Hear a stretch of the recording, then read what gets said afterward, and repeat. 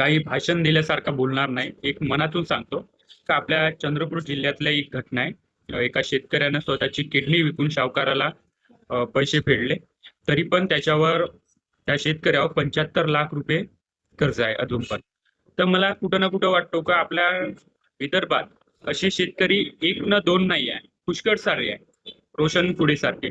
तर सरकार का करताय पा आज ही परिस्थिती जर त्या अ, जुन्या काळासारखीच असेल तर बदललं काय?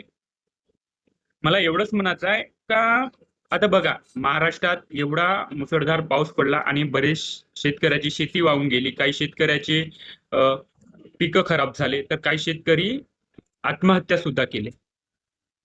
मग सरकार झोपून आहे का जित आहे का मेला आहे, लंगडा झालाय, लुला झालाय, हेच काही कळत नाही.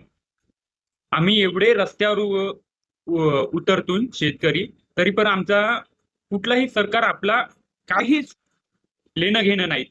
समजायचं समजा. आज बघा नुकसान तर झालीच, परंतु अजूनपर्यंत शेतकऱ्याच्या खात्यावर एकही रुपया नाही आला.